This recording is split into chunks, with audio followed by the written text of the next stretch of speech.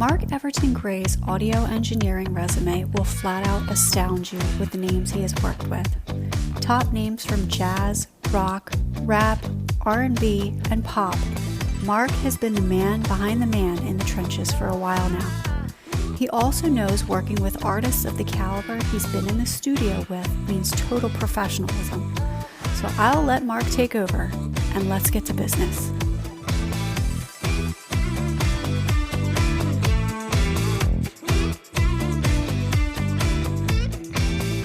Hey everybody, I am your host, Tatiana Ryan. This is the Businessy Podcast, and I have got one of the most exciting guests today, Mark Everton Gray from Gray Noise. He is an audio engineer who has recorded some of the most memorable, probably, people that you love.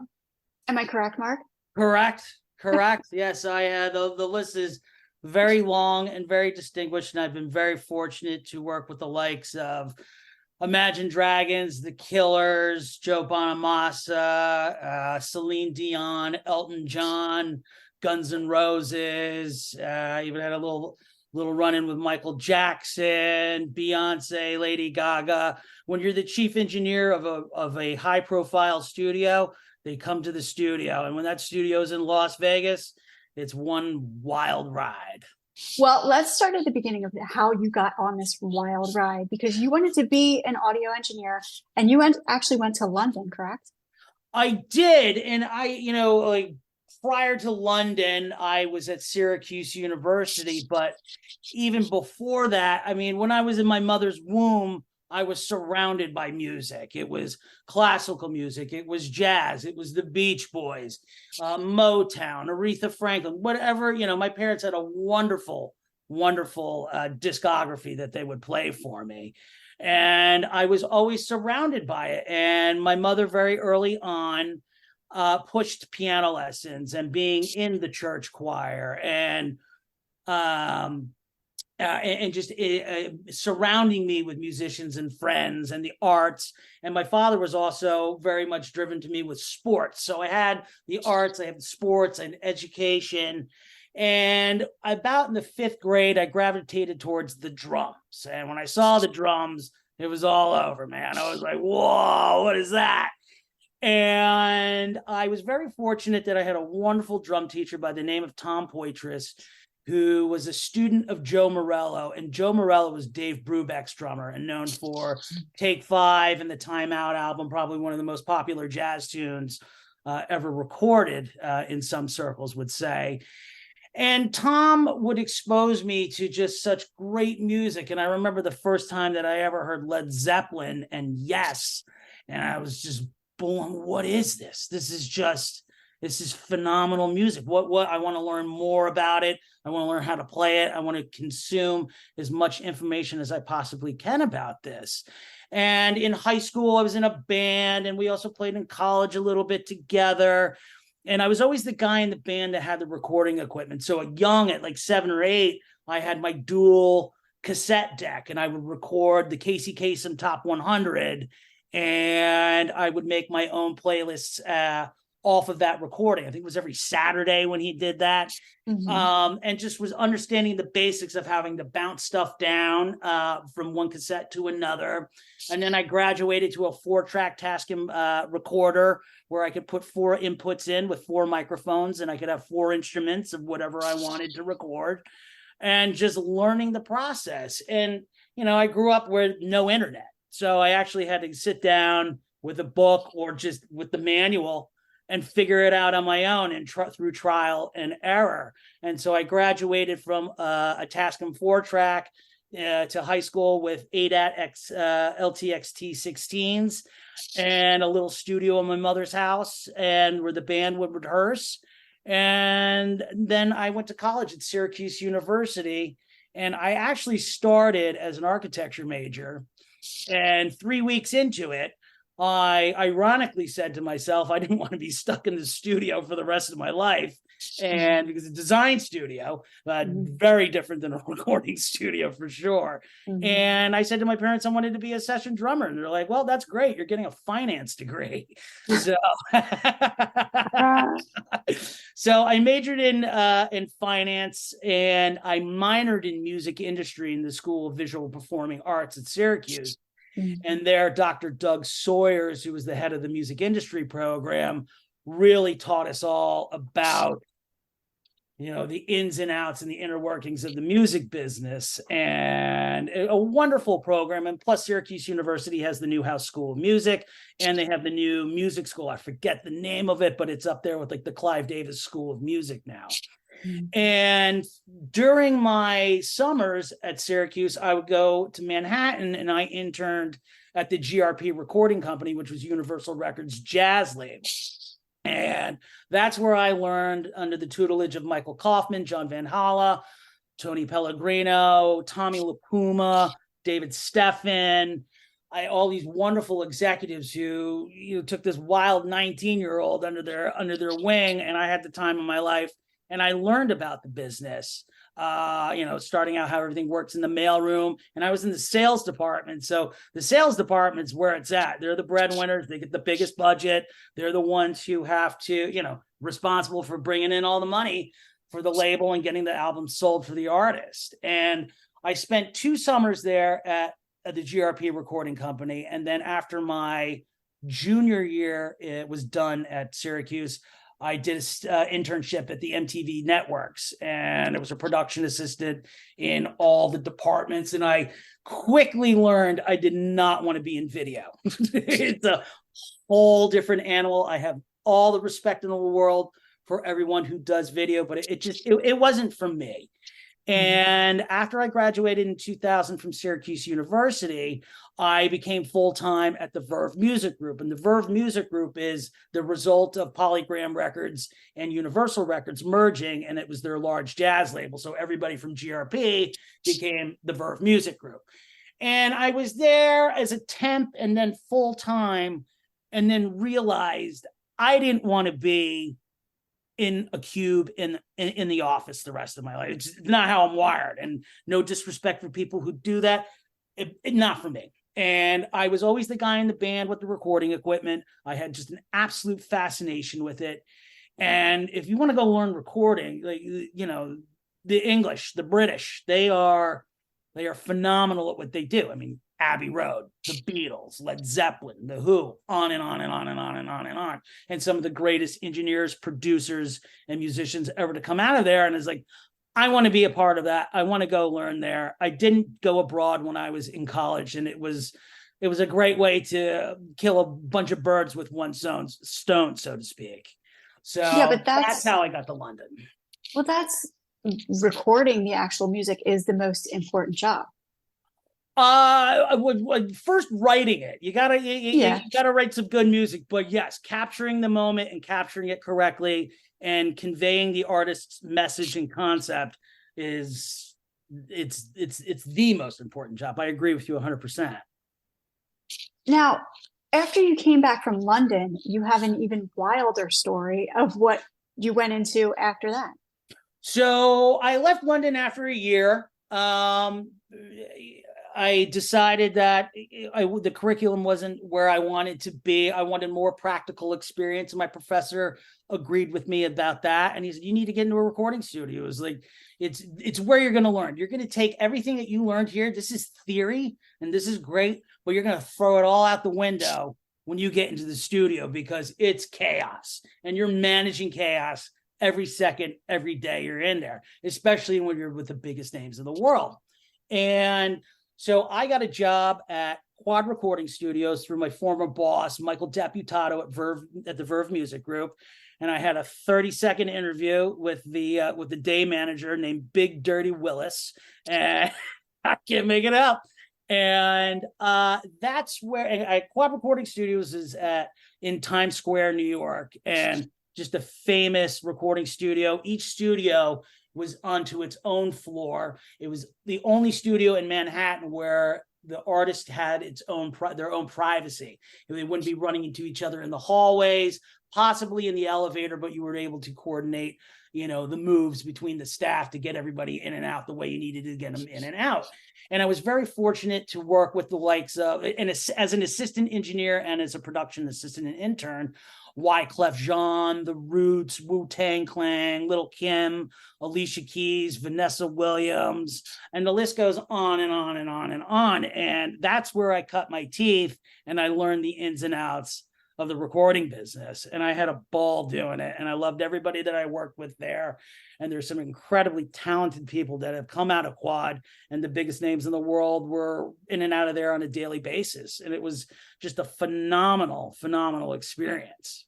Is that where you got hooked up with Def Jam Records? One of the biggest names out there. No, so I did an internship in London at Island Def Jam in the famous Hammersmith building that Chris Blackwell built, and they had the Bob Marley studio in there.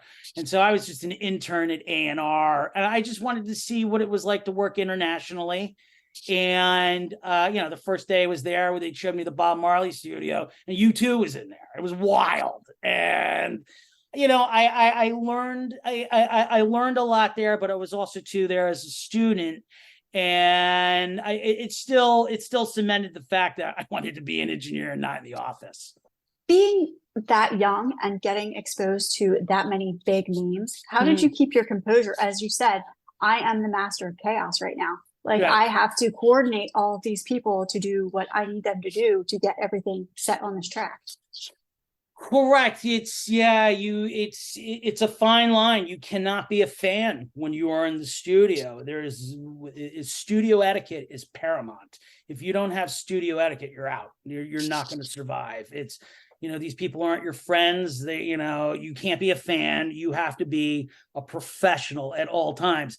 And let me tell you, if you're apprenticing in a studio, and a studio that's run properly, it will be drilled into your brain what you can and cannot do. And if you don't follow the rules, like what first was told to me when I walked into Quad recording studios on my first day, it was, keep your effing mouth shut, your effing ears open. It's an effing dictatorship, not an effing democracy. And then they handed me a bucket and mop, and I went and cleaned up 5 studios and literally cleaned crap up off the floor. And I remember going home and telling my father, and he's like, I just spent $1 million on your education and you're cleaning crap up off the floor for a living. Are you kidding me? But you have to be obsessed with being in the music business. You have to be obsessed with making music and recording music to survive. If you don't, go do something else. It'll save you a lot of time and pain. You said one of the biggest artists you work with was Elton John. Yeah. How are you feeling right now? And especially right now, having that job of recording all of their stuff and seeing them pass on, and but so I was that person. Yeah, I was very fortunate. I was mainly the assistant engineer when Elton would come to studio at the Palms. His engineer, who's phenomenal, Matt Still, drove the ship on that, and I learned a lot from Matt. I did get thrown in the hot seat a couple times with Elton. I recorded Elton with Bob Ezrin, the producer of Pink Floyd The Wall, doing the 2 cellos record. These 2, I think they're Czechoslovakian cellists that played in Elton John's Red Piano show in Vegas. So we cut a Fleetwood Mac cover. It's wild. Check it out. It's the 2 cellos. I forget the name of the record, but you'll see. And in terms of him going, it's an end of an era right now. And to even have worked with him in the assistant capacity, in the small capacity that I did, we never worked on any of the albums that are out. It was always, he was always cutting demos, and, he had his band in and just working stuff out. He was just getting a lot done. I think he was there 3 weeks a quarter every year, what his contract was at Caesars. He would play when Celine wasn't playing at Caesars. So he would come in and he'd be in the studio, and we would get Bernie's lyrics. We put it up on the piano, and, always running the DATs, and, Matt would be behind the board, and I'd be making sure everything is right. And the whole band was there, minus Nigel. We never had Nigel, his drummer, in the studio. Everything was just programmed because it was a demo, but we had Davey and Guy and Bob and, and those are the older guys. And now it's, I think, Mike, Greg Bissonet's brother. I forget Greg's brother's name. Oh, I'm punting on it right now, but he played bass on Now. And just an evolving cast that he had with his band, and they were fun sessions, man. It was just, I learned a lot, and to be in the room with Elton and his knowledge of music is so vast, and he knew all the new bands and all the great songs and albums, and it's just phenomenal. Like, I got goosebumps just even talking about it and thinking about it. Well, he's still doing it up until, like, he just did the album with Dua Lipa. You know, yeah. He's always been in the mix. Every bit of it. And he loved to do collaborations. Like we had a collaboration with him and Alice in Chains where he played on Lane Staley's Goodbye song, Black Gives Way to Blue. We recorded the piano there. The band came in. It was very emotional. I worked with him, a collaboration with him with Timbaland. You know, it was just, he loves music. He loves the young talent coming out. He likes to mentor them, and it was a wonderful thing to be a part of. I'm very grateful and very thankful for Elton and his entire team, and they were wonderful people, and they treated me and the entire staff of Studio at the Palms incredibly, and we're very grateful. Well, let's talk about the Studio at Palms, because you were there as the whole thing transpired with Zoe Thrall, correct? That is correct. So I started I came in 2005. I was introduced to Zoe through producer engineer and my mentor, Kevin Shirley, the caveman. And he got me the interview, and he said, "Hey dude, how'd you like to move out to Las Vegas and be a part of an incredible recording studio that's going to be a unique experience, on the planet. It's a studio that's in a hotel that has tie lines to the concert venue, so you could sit there in the big studios and record the concerts. And it's Las Vegas. The who's who, anybody who's anybody rolls through Vegas. It was a no-brainer. So within 3 to 4 weeks from the time I got the call from Kevin to getting the job and moving to Vegas, it was within a month. It was wild. And we helped build the studio. We literally pulled myself, Zoe, obviously, Brent Spear, our technical director, and the rest of the staff that we had. We helped build it with, obviously the contractors, and it was built into the third floor of the Fantasy Tower of the new construction of the Palms back in 2005. And it was groundbreaking. It was innovative. And the studio was designed by Francis Manzella, and it had every bell and whistle that you could possibly want in a modern recording studio. And I was there for almost 11 years and worked with the biggest names in the world on a constant daily basis. And it's where I just spread my wings and just slugging it out in the recording business. Now explain to the audience who Kevin Caveman Shirley is, if they do not know. Kev's the best, man. I am so grateful to Kevin Shirley. He is a phenomenal rock producer. I mean, it's Led Zeppelin, Iron Maiden, Joe Bonamassa, AC/DC, Rush, Black Rose, Journey. I mean, his credits are probably as long as the Dead Sea Scrolls. He's here for 20 minutes talking about it. And Kevin's just a phenomenal guy. I'm very grateful that he had the confidence in me to recommend me to Zoe Thrall and to take me under his wing and really bring the best out of me as an engineer and as a person too. He's a great man, and I'm very thankful for Kevin, for sure. Now, you really, going back to that, where your first day literally mopping up shit and being told, don't fucking say anything, don't fucking do anything, you really took that to heart, and that took you down this road of all of these amazing people. Yeah. Now, have you ever had a moment in the studio where you're watching all the chaos go down and you're like, this song's going to be a fucking hit? Like, what am I listening to? You know what? They're very few and far between, because I've said, oh, this song's going to be a hit, and nothing's happened. But I was very fortunate that I was at the beginning of Imagine Dragons' career. So I was working with them when they were nobodies in Vegas, just a bunch of young post grads slugging it out and doing whatever it took and working their butts off to become successful. And so Dan Reynolds, the singer for Imagine Dragons, one of his brothers, he comes from a very large family. One of his brothers, Robert, is the Killers lawyer and manager, and the Killers are from Las Vegas.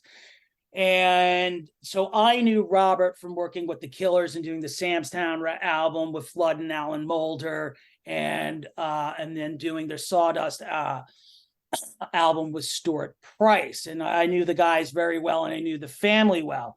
So it was a matter of time that, and his other brother, Clinton, was my dentist. And his other brother, Mac, was their lawyer and manager. So it was only a matter of time that I actually met the band and started working with the band. And it was a whirlwind, man. It was, they were sitting there. I met them on what was called a First Friday in Las Vegas. It's like a big arts fair, music stuff. It's the first Friday of every month. And that's where I saw them play. They were like on a little Conestoga wagon, and they were really good, man. It was like the crowd was into it. And I knew these guys were going to go somewhere. I just saw the way their presence on stage. I saw how they were communicating with each other. And obviously having, being under the tutelage of their brother, Robert, who has had so much success with the Killers, it was inevitable. So they came to the studio. We cut a single called America, which is on the deluxe version. I recorded and mixed it and made it on the big version. And then we cut the It's Time EP with Brendan Darner producing. It was mixed by Mark Needham. I recorded it. And, I think like a month went by. And then the next thing you know, It's Time's all over the radio. I mean, like all over the radio. And these guys are getting some serious looks. And then they get signed. They get picked up by Alex the Kid at Kid in the Corner Records, which is a subsidiary of Interscope. And it was just me and the band in there doing their freshman record, Night Visions. And that's the album that had Radioactive on it. And when they popped it up, I was like, oh my God, these guys are going to crush it. And then we finished the record, and then they were on the road for 2 years, and they were all over the place, and they deserved every single bit of it. They are the nicest people I've ever worked with, the most hardworking, and I am very grateful to them as well. And there is always a special place in my heart to the entire band and their staff. They're phenomenal people. I'm grateful. Being the chief audio engineer on projects like that, you have to not only be able to record everything, you have to have the studio set up specifically for them to make sure that all of their particulars are wanted and everything. And we've heard all of the horror stories about how certain artists can be. Is there anything that you've been like, wow, that's a little too excessive, Well, I am bound by non-disclosure agreements, but I know. I still need to put food on the table. Like, when I'm about to retire, call me. We'll do the okay. Not anything that I can remember, like demands like super crazy. I mean, studio at the Palms, let me tell you this, we're a different studio. We're on the third floor, and we had this garage door, like literally this giant garage door. You could drive a Hummer through it, but it was on the third floor. But we would open it up and we would crane cars in. We craned Herbie Hancock's piano in. And one of our clients is Harman Kardon, who is one of the biggest gear manufacturers with all these manufacturers under their umbrella. And they would come out during CES, and we would crane BMWs in. We would have it set up. All the car manufacturers would come in. But also part of the whole floor show, we would have Jack Blades and Tommy Shaw from Night Ranger and Styx, and we'd had Don Felder from the Eagles. I've probably recorded with Don Felder the guitar solo for Hotel California about 100 times. And really? And we would just like, Land Rover come in, Hyundai would come in, Toyota, and just showing them all the new technology. And it's coordination. If you don't do pre-production meetings, if you are not with transparent lines of communication, you're never going to pull it off. So it's just having an amazing team, making sure everybody's professional, studio etiquette is meticulous, and anticipating the client's needs, going above and beyond, and being ready to adapt and call audibles. And, if, all hell breaks loose, just no fire drill, stay cool, calm, collective, and you'll figure it out, so it's it's a process. It's like herding squirrels. Yeah. Yeah. Well, let's talk about also technology, also between recording and also having different kinds of instruments to record with, and making sure those artists have the particulars of how they want something to sound. So again, that comes down to pre-production, and right now I have just allied up with my dear friend Jeff Ochiltree, and Jeff is a world-renowned drum designer, and he is responsible for what is considered to be the modern-day drum technician position for a band.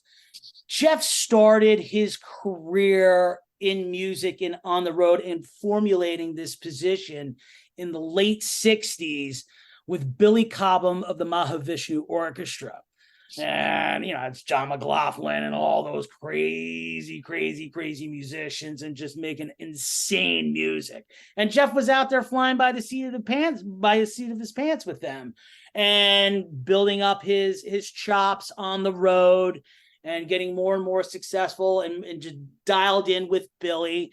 And then his word got out about him. And the next thing you know, he's with John Bonham and Led Zeppelin. And then he's working with Steve Smith and Vinnie Colaiuta, Dennis Chambers. And this is all, of course, over from like the 60s all the way up until now. He works with the best drummers in the world. And, and the best drummers in the world, they bow down to Jeff. Hail Jeff. And Jeff has taught me so much about the drums. And I was a drummer as a kid, and I thought I knew it all. And when, when I started working with Jeff, it just blew my mind. Like, the drums are such a complicated instrument in itself. And you'd be surprised how many drummers really don't take care of their drums or don't know how to tune their drums. And if you take care of your drums and you know how to make those drums resonate correctly, you're going to play them so much better. And so Jeff and we were introduced to each other in 2009 by the drummer John Wackerman of the Wackerman drum family. Him, his brother Chad, and Brooks all are world famous drummers who Jeff has worked with over the years and knows the family very well. And John was my go-to drummer at studio at the Palms. He thought it would be an amazing idea to have Jeff come in, meet me, meet Zoe, and see what he could do to help the studio. And it was a match made in heaven. And Jeff was our resident tech, and he made sure that all of our drums were in pristine shape. And when clients came in, he was working on the drums and tuning them, getting them set up and everything like that. And when you have somebody like Jeff, who is a master at what he does in making these instruments resonate and sing, I don't have a lot to worry about. I got a billion other things I got to worry about, but Jeff gives me peace of mind when I'm working or we're recording drums, and he saves me and my clients an infinite amount of time, because there's the old saying, garbage in, garbage out, and there's no garbage with Jeff, period. And so together spanning over the last 3 decades, we've done some amazing records together, and we bring the heat, man. We're professional. We make sure that the client, whatever the client wants, the client gets. And it's all about creating a wonderful vibe. If you do not have a vibe in the studio, you're done. Go home. and if you can't, good luck. It's all about vibe and flow. If you've got those two elements, you're good. And that's what Jeff and I strive, as well as my management team and the team of whatever studio we're going to. And I'm very selective these days of where I bring my work. And it's like, you have to be on point, and everything has to work. And it has to be perfect. It's just how I am.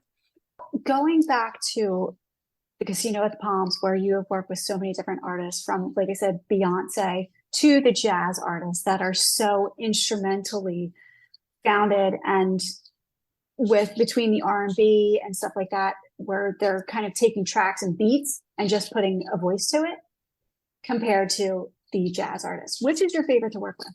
I mean, I'm good with all genres, but I like actually recording live instruments. That's where I thrive. So big band jazz is my favorite stuff to record. And I was very fortunate that we have the Las Vegas Academy in Las Vegas, and it's a school for very gifted musicians and artists, the high school. And my dear friend Pat Bowen, who was the music director, would bring the kids over, the big band and the combos. And these kids would go out there and crush it. They were playing in the Monterey Jazz Festival every year. I mean, mind-boggling with these kids winning the Downbeat Awards. I think that we won 6 high school Grammys together for that. I didn't even know it was such a thing until he told me. I was like, oh, wow. I do, because it's with the big band, you're taking it down live. And if you're going to tape, you better be on your game, because you only get one shot, per pass. So, and there's no going back when you're in the analog world, unless you're doing it with a razor blade and doing block edits, and that's terrifying. But I just feel I'm much better at recording the live instruments than I am sitting there just doing MIDI, cut and paste, and making beats. It's not, and there's nothing wrong with it. There's some phenomenal music made that way. It's just not how I choose to make my living. Bringing that up, that you've actually worked with high school bands and just like one take, that's it. Yeah. Do you ever just get the jitters? Like, okay, let's hope everything goes well. Oh, yeah. Oh yeah, hold on to your butts. Here we go, man. It's yeah, and for the most part, it's cool. The real stress comes in. It's like when you're on those orchestra dates and everything's union, and there's somebody sitting there with the stopwatch and and managing the session, and you have to go through the breaks and everything like that. And that's a whole different world when you're involved with that. And there's a lot of pressure, and you got to be on it. And if you crack, you're out. Well, a lot of that goes into the unions and everything. Were those tracks used for movies, per se? No, it had nothing to do whether it was for movies or not. It's just like orchestras are generally, they're all union. So they're all unionized, and especially in Las Vegas. It's, so it was for a gamut of things, from just personal projects to big Pixar movies and stuff like that. Yeah, sure. And we didn't have a huge room to record like a 90-piece orchestra like the London Philharmonic, but we could get about 20 pieces in there. We could get like half the Vegas Symphony in there. And we did some great stuff. Now getting to Gray Noise, which is your new company, correct? Yep. Let us know what's going on, because I just saw on your Instagram you were in a different studio. Yeah, so Jeff and I went up and we went to Guilford Sound, and Guilford Sound is just a phenomenal studio. It's probably one of the top 10 destination studios on the planet. It was designed by Francis Manzella, who designed Studio at the Palms. He designed Guilford after Studio at the Palms, and the owner Dave Snyder's Fran helped Dave realize his dream, and it's on 300 acres. They've got 2 studios. They got a mix Atmos room, and then they have a incredible Studio A that was kind of based around Studio X of Studio at the Palms, but of course, made into its own. and it was heaven. You can bury me there. And we were looking for a new place to work at, and Fran many years ago was like, when I moved back from Vegas to Princeton, he's like, you've got to get up to Guilford. And I wasn't able to get up to Guilford until just now. And I kind of regret not getting up there sooner, but hey, better late than never. So we are just, we'll work anywhere. I mean, if you got a session on Mars, we'll go to Mars. It's if the money's right and the session's right, we're in. And being able to have great places to work, and knowing that when you get there, that you're not going to have to worry about the little things all the time, like the little things that have to be worried about the studio staff. That's their job. When you come into a studio as a guest and you've got to start worrying about all these little things, you're not going to be nearly as productive. And Guilford, they hit it out of the park every time. It was phenomenal. So we were very happy, and we can't wait to go back. Well, you had brought up, you had started out as an architecture major. And have you ever worked in a studio that was just like, I can't do this here? Yeah. It's the sound. Yeah, you can. There's studios where I've just walked in, and you do the work, you work it out, but you don't go back. It's just whether the staff was bad, nothing worked, you just couldn't get a good vibe. There could be a myriad of factors that that'll pull you away from a place. Nothing really in it's like the architecture was really a turnoff, but it was more on how things were operating, how things were run, and how they were maintained. And it all depends, and you have to do your due diligence. And I ask around to my colleagues, other engineers, where they're liking to work. And we have to remember too now is like, when the pandemic hit, it shut everything down. And in the recording industry, a lot of people started to build their own places. So if we weren't part of like a team in, a studio or somebody's home studio, you really were you were struggling to get work. And I think now that people all have their places, I'm hoping people are going to start wanting to branch out and going to recording studios again. But I've in talking with some people I know, business has suffered as a result of people building their own rooms at their own home, and I think that's wonderful. But I also think it hurts the projects in the sense, because I don't know necessarily every time the person running the ship is a qualified audio engineer, and a lot of mistakes can be made, basic ones. And when you get files from a client and you have to go in and you have to fix everything prior to mixing the record to give it to the mastering engineer, it takes a lot longer, and it's a real pain in the butt, and everybody wants it done yesterday, and they want to pay you peanuts, and it's ridiculous. So it's, you got to find the right clients. And I find myself now that I'm not, just answering Zoe's phone, all right, I'll be there at 3:00. See you then. Boom. And it's like, I'm working more just to get work.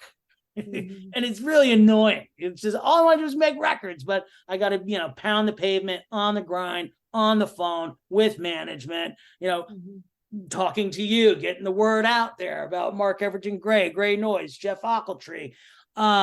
It's interesting. I'm up for it. That's why I'm sitting here talking to you.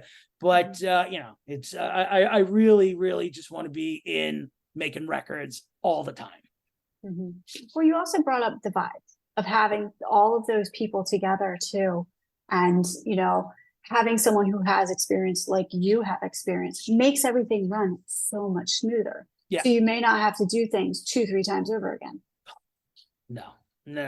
It's all about the pre-production. It's all about making sure that you understand what the artist and the producer are trying to convey, and facilitating everything for them, and making sure it's done right, it's done quickly and responsibly.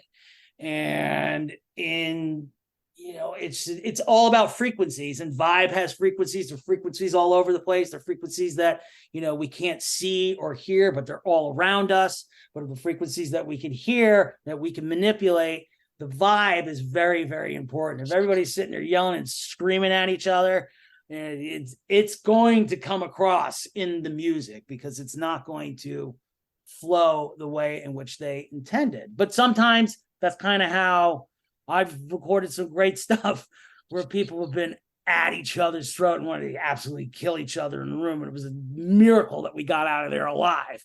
But I prefer to have a great vibe, a nice flow, and everybody smiling and giggling. Now, talk about the technology now, especially with like the YouTube generation of these kids that are up and coming in the music industry, where they're just recording something in their basement, as you said. Right. And I mean, I started in the basement. So, and I think these kids are so lucky, because they have the internet, they have the University of YouTube, and they can sit there and go down those rabbit holes. I go down them every night. I'm just seeing what's current, what's working, what's not.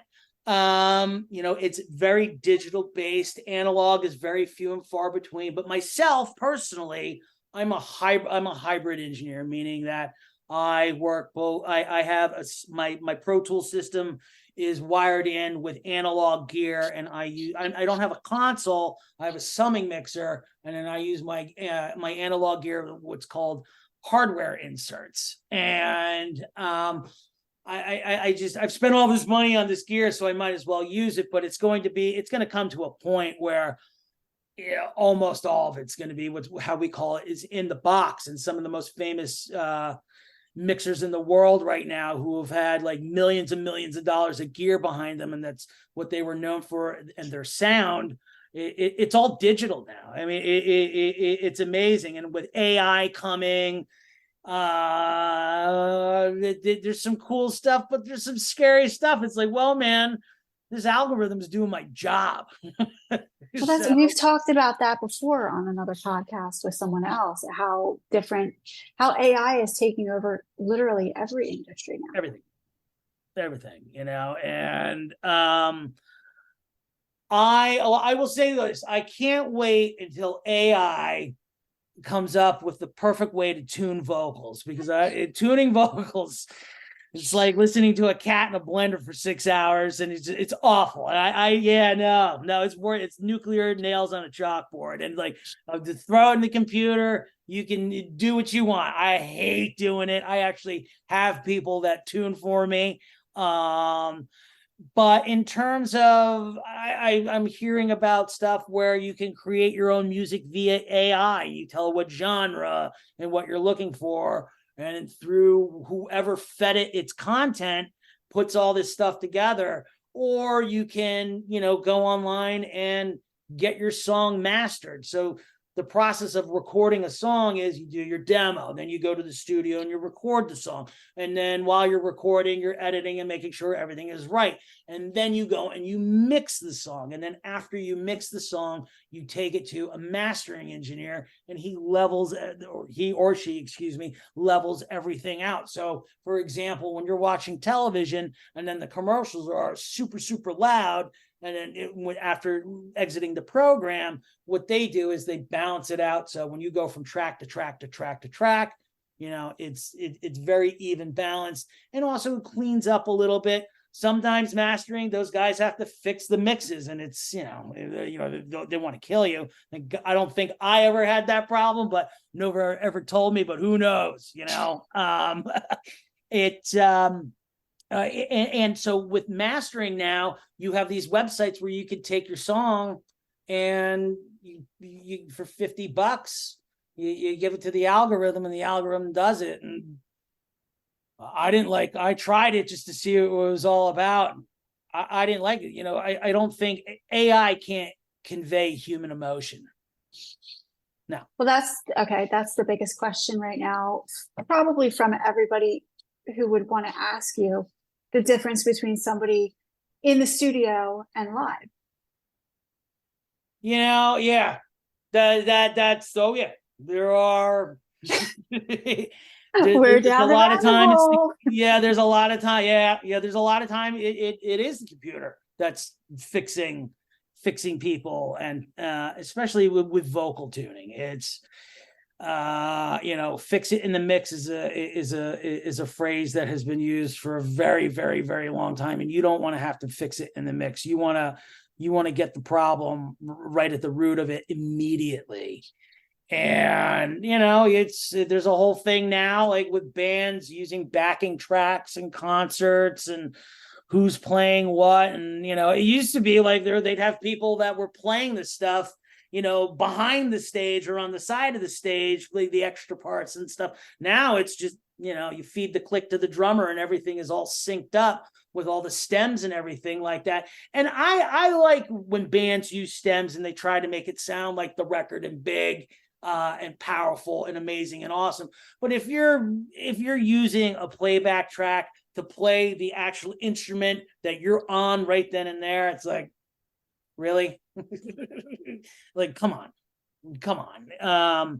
I have a problem with that. But if you are sound reinforcing your performance, I'm all for it, because the speaker arrays and the technology for live sound now is incredible. I mean, look at what they're doing at the MGM's it's the MSG Sphere in Las Vegas that U2 is about to open up. I think they already did. It's incredible. I mean, it's a technological marvel of sound and audio combined and making a completely and totally immersive experience. And and that's I can't wait to go experience that. So I look forward to that. Well, I noticed on your Instagram you have had a couple concert experiences lately. Going and listening to other people. Yeah, I had a fun summer this year. I took a buddy of mine when Santana came through. I've been fortunate enough that I worked with Cindy Blackman Santana, Carlos's wife.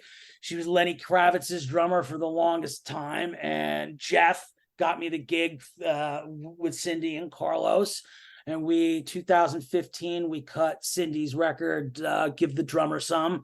And she had an amazing array of musicians. So just to, keep up with times and say hello to Cindy and Carlos, I dragged my buddy to go see him play at the Prudential Center. And it was great. It was amazing. Great show. And then the other one I went to saw Fish in Syracuse, and I'm a big Fish fan. So, it was it's the one band that I really don't mind paying to go see is Fish. So you also went to another event this past summer, correct? You were at Monmouth Park, the horse race. You were in the winner's circle. Yeah. So it was my buddy Dave's 50th birthday, and his brother Peter and sister Amanda and mother Barbara, they sponsored a race, Dave's Race to 50, and we just had a day at the races. I mean, I'm in Asbury Park, so it's the racetrack's right down the road. I haven't bet on the ponies in a while, and it was always fun going to the races. And it was a bit rainy and overcast, so a lot of the horses were pulled out of the races. So there, the most horses per race were like 7. So it was a no-brainer. So even a broken watch is right twice a day. So as part of sponsoring the race, we got to go in the winner's circle to take our picture with the jockey and the horse. And actually everybody won. I think I walked out of there like $200. And, we're not laying down these massive bets, but, it's a great day of entertainment and fun. But, you got to be careful. You go in with a budget, no one to hold them, no one to fold them.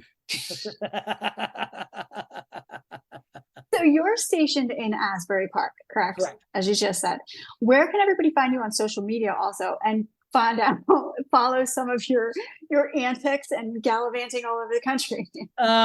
You can check out my website, which is markevertongraynoise.com, and it's Mark with a K, Gray with an A, please.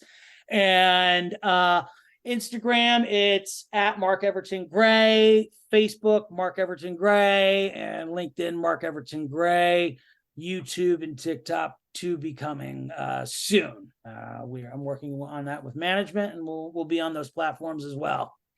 Perfect. So everybody can get all of your information from there and be able to talk to you more in depth with their music, hopefully get a hold of you. Absolutely. I'm always open and accessible. If you reach out, I will eventually get to you. Don't take it the wrong way if I don't get immediately back to you, because probably my head is jammed between two speakers. Well, for anybody that does have questions as to where they should be going with their own albums and how they should be doing things sound wise, so they can.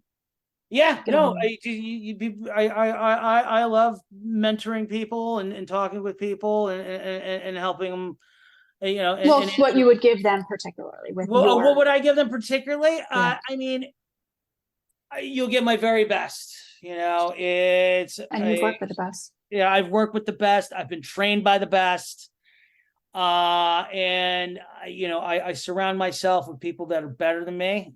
It's because it brings my compete level up to the best of the best. You can expect my full professional qualities, as well as Jeff's, my management team, and anywhere that I bring you to wherever studio in the world. I will make sure it's vetted, and I will make sure that you get everything that you want done and how you want it done. Well, you sure as hell have dropped some names during this whole podcast, and I am so glad that I had the chance to sit there and talk to you. Absolutely. And be able to hopefully bring you some business. So get you some people that are going to come over and make some music. That would be wonderful, Tatiana. I greatly appreciate it. I've thoroughly enjoyed talking with you today. Well, thank you so much. This is Mark Everton Gray. I am Tatiana Ryan, and this is the Businessy Podcast. Cool.